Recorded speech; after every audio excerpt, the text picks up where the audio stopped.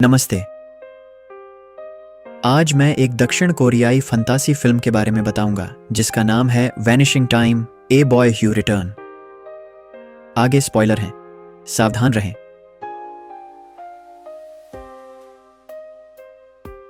Film की शुरुआत में एक बाल मनोचिकित्सक सूरिन नाम की लड़की का इंटरव्यू लेता है।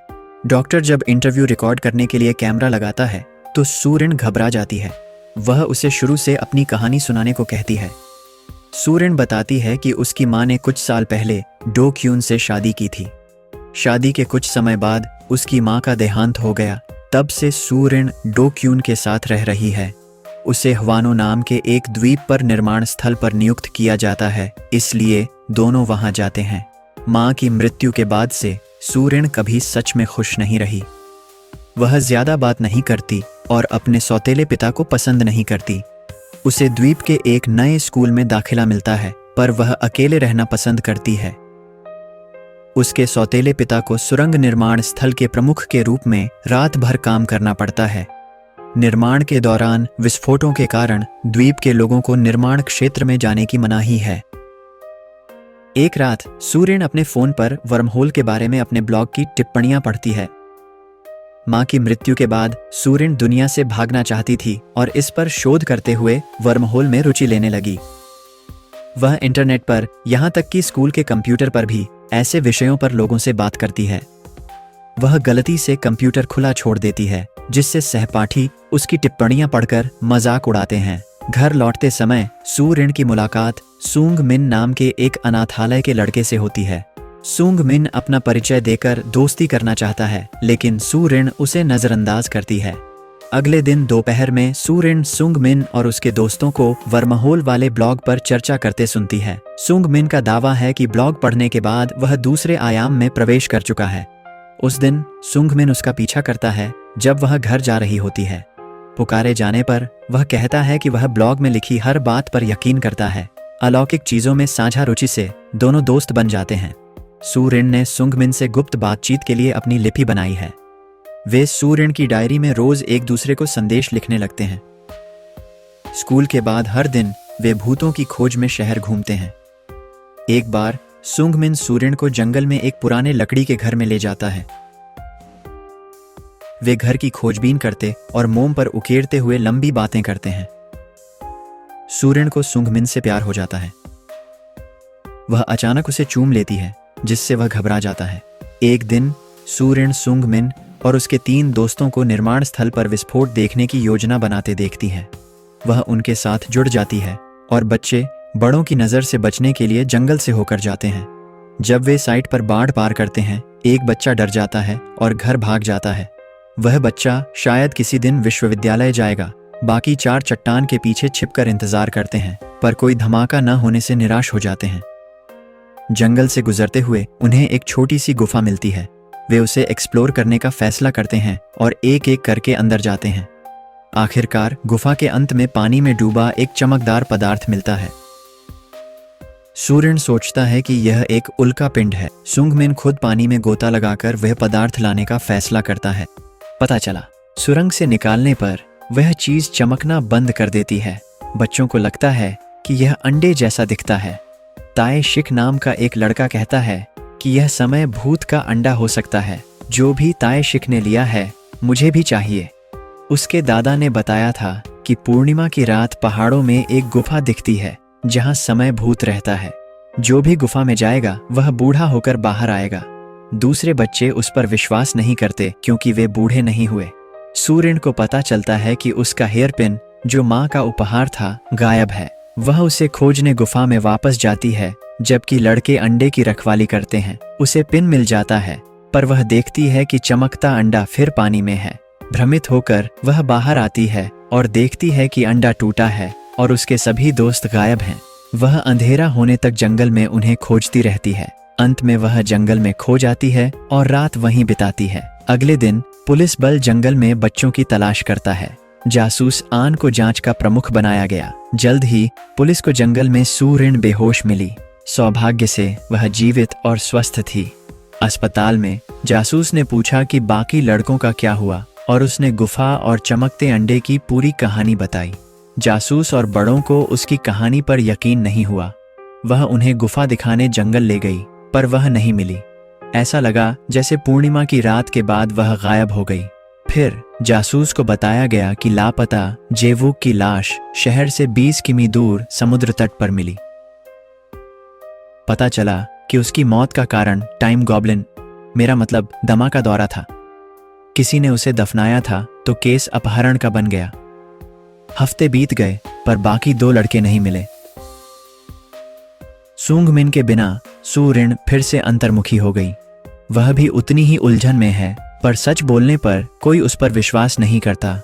एक दिन वह अपने घर के बाहर से एक आवाज सुनती है। जांच करने पर वह एक आदमी को जंगल की ओर भागते देखती है। वह उसका पीछा करते हुए गहरे जंगल में प्रवेश करती है। कुछ मिनट दौड़ने के बाद वह गिर पड़ती है और वह आदमी भी रुक जाता है। वह उसके पास आता है और सो रिन को देखकर मोहित हो जाता है, जबकि वह सन्न रह जाती है। आदमी पहली बार बोलता है और दावा करता है कि वह सूंगमिन है। उसका नाम सुनते ही सो रिन सदमे से बाहर आती है और रोते हुए भाग जाती है। वह डोक्यून की कार के सामने पहुंचकर जल्दी से उसे आदमी के बारे में बताती है। पुलिस को सूचित किया जाता है और वे अपहरणकर्ता मानकर उस आदमी की तलाश शुरू करते हैं। डिटेक्टिव आन सो रिन से पूछताछ करता है और वह बताती है कि वह सूंगमिन होने का ढोंग कर रहा था। पुलिस अपहरणकर्ता को नहीं ढूंढ पाती, पर उन्हें सो रिन और सूंगमिन की संदेश डायरी मिल जाती है। पृष्ठों को देखकर वह चकित हो जाती है क्योंकि वे सूंगमिन के नोट्स से भरे हैं।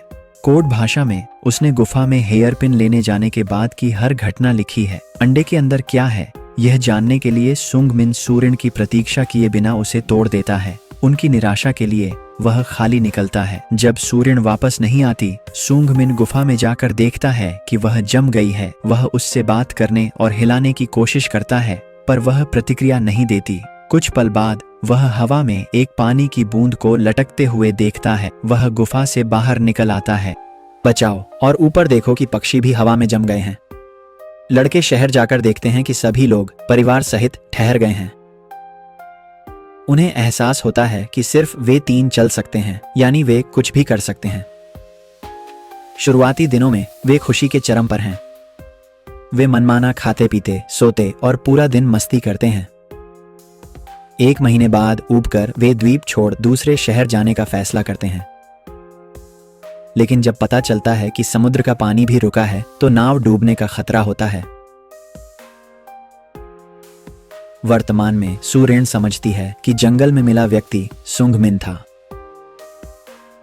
वह पढ़ना बंद करती है क्योंकि अब पुलिस को उससे दूर रखना जरूरी है।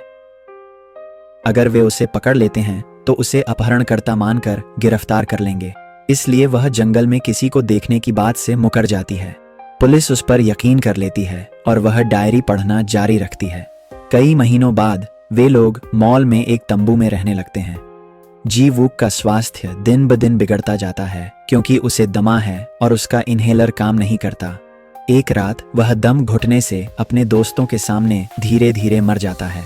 सूंगमिन और ताएशिक बहुत दुखी हो जाते हैं। भारी मन से वे अपने दोस्त के शव को पास के समुद्र तट पर दफना देते हैं। मरने के बाद जीवूक का शरीर भी दूसरों की तरह ठहर जाता है। 5 साल बीत जाते हैं, पर दुनिया वैसी ही रहती है। अब वे लड़के किशोर हो गए हैं। इतने सालों से अकेले रहने के बावजूद उन्हें उम्मीद है कि एक दिन दुनिया फिर से सामान्य हो जाएगी। सूंगमिन का मानना है कि जब वे 20 साल के होंगे तब उनका समय फिर से चलने लगेगा। वे उस वक्त अमीर बनने के लिए हर किसी से थोड़ा थोड़ा पैसा चुरा लेते हैं। हालांकि 20 साल के होने पर भी कुछ नहीं बदलता। वे धीरे धीरे उम्मीद खोकर जंगल के लकड़ी के घर में रहने लगते हैं। एक दिन अकेलापन सूंगमिन पर हावी हो जाता है। मेरी कोविड डायरी जैसे दृश्य में वह चिल्लाकर सब कुछ रोकने की गुहार लगाता है। ताएशिक यह दूर से देखकर सारी उम्मीद खो देता है। कुछ दिनों बाद सूंगमिन देखता है कि चांद का आकार बदल रहा है, यानी दुनिया फिर चलने वाली है। वह ताएशिक को खोजने जाता है, पर उसे कहीं नहीं पाता। वह पूरे द्वीप में उसे ढूंढता है और आखिरकार अंतिम चट्टान तक पहुंचता है। वहां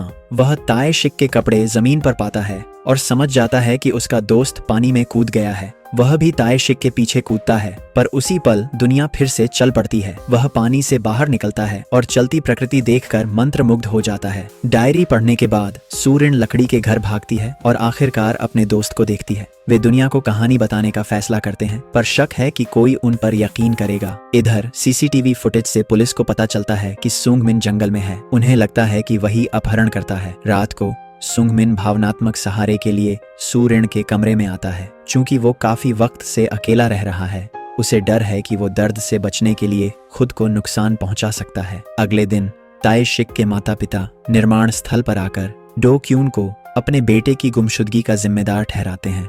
उन्हें लगता है कि साइट पर हुए धमाके में उनका बेटा मारा गया और सूरिन अपने सौतेले पिता को बचाने के लिए झूठ बोल रही है। इस बीच सूरिन और सुंगमिन उस अनाथालय जाते हैं जहां सुंगमिन रहता था। सूरिन वार्डन को सब कुछ समझाती है और सुंगमिन को बुलाने बाहर आती है। हालांकि तभी उसके पिता उसे खींच कर ले जाते हैं। सुंगमिन अपनी माँ जैसी वार्डन को बताता है कि बचपन में वह क्या क्या करता था। वह हैरान है, पर अभी भी उस पर विश्वास नहीं करती। डो क्यून सूरिन को रात में कमरे में बंद करता है, पर सुंगमिन पीछे से आकर उसे छुड़ाता है। साथ में वे अगले कदम पर विचार करने के लिए घर से भाग जाते हैं। सूरिन को गुफा में दूसरा अंडा देखना याद आता है। वह अंडे का इस्तेमाल कर वयस्क बनकर सुंगमिन की निर्दोषता साबित करने का सुझाव देती है, पर सुंगमिन विरोध करता है क्योंकि वह जानता है अकेलेपन में रहना कितना कठिन है। वह उसे वो दर्द नहीं देना चाहता जो उसने सालों तक झेला था। डो क्यून बेटी को गायब पाकर समझता है कि वह लकड़ी के घर गई है। रात को वहां जाकर वह सुंगमिन पर हमला करता है, पर सुंगमिन उसे गिराकर सूरिन के साथ भाग जाता है। अगले दिन पुलिस लकड़ी के घर की जांच करती है और मानती है कि अपहरणकर्ता सूरिन को यह विश्वास दिलाकर हेरफेर कर रहा है कि वह सुंगमिन है। सूरिन के लापता होने की खबर टीवी पर आती है, जिससे पुलिस जल्द ही दोनों को ढूंढ लेती है। सूरिन जब सुंगमिन को बचाने के लिए खुद को समर्पित करती है तो उनके और पुलिस के बीच एक पीछा शुरू होता है। अलग होने से पहले वह उससे गुफा में मिलने को कहती है। डिटेक्टिव आहन सूरिन को समझाने की कोशिश करता है कि अपहरणकर्ता झूठ बोल रहा है, पर वह उस पर यकीन नहीं करती। वह बाथरूम जाने का बहाना बनाकर गुफा की ओर भाग जाती है। वह चमकता हुआ अंडा लाकर सुंगमिन को देती है, पर वह उसे वापस नहीं करता क्योंकि वह नहीं चाहता कि वह इसे इस्तेमाल करे। वह खुद को पुलिस के हवाले करने और अपने दोस्तों की मौत का दोष लेने वाला है। वह जंगल में भाग जाता है और सूरिन उसका पीछा करती है। उसी समय पुलिस आकर उन दोनों का पीछा करने लगती है। वे एक चट्टान के किनारे पर रुक जाते हैं। एक अधिकारी सुंगमिन को पकड़ लेता है और इस दौरान सूरिन को चट्टान से धक्का दे देता है। जासूस सूरिन की मदद करता है, पर दोनों चट्टान से लटक जाते हैं। सुंगमिन बचाने की कोशिश करता है, लेकिन वे दोनों गिर जाते हैं। उन्हें बचाने के लिए सुंगमिन फिर अंडा तोड़कर समय रोकता है। कुछ पल बाद सूरिन जासूस के साथ समुद्र तट पर जागती है। उसे समझ आता है कि सुंगमिन ने क्या किया है। उसके लिए पल भर का समय सुंगमिन के लिए एक दशक रहा होगा। फिर उसे घर वापस लाया जाता है। खाना खाते वक्त वह पिता से माफी मांगती और पहली बार उन्हें पापा कहती है। जासूस पूछताछ करने आता है कि वे गिरने से कैसे बचे। सूरिन चुप रहती है, पर जासूस समझ जाता है कि वह सच बोल रही थी। वह सुझाव देता है कि वह मीडिया को झूठा बयान दे। इससे उसे दोस्तों की हत्या का आरोपी मानने वाले गलत साबित होंगे। सूरिन अंततः मनोचिकित्सक को अपनी कहानी सुना चुकी है। वह यह सब सुनकर स्तब्ध रह जाती है और इस पर किताब लिखना चाहती है। कुछ महीनों बाद सूरिन हाई स्कूल के लिए दूसरे शहर जा रही है। जाने से पहले वह मनोचिकित्सक से मिलती है, जो उसे प्रकाशित किताब देता है। डॉक्टर मरीज की गोपनीयता का क्या हुआ। फेरी के रास्ते में सूरिन कार से सुंगमिन को देखती है और दौड़ती है, पर कोई नहीं मिलता। लेकिन कुछ देर बाद दोनों डेक पर मिल जाते हैं। फिल्म का अंत होता है जब वे एक दूसरे को देखते रहते हैं। ऐसे और वीडियो के लिए सब्सक्राइब करें, नोटिफिकेशन चालू करें और चैनल की मदद के लिए लाइक करें। देखने के लिए धन्यवाद।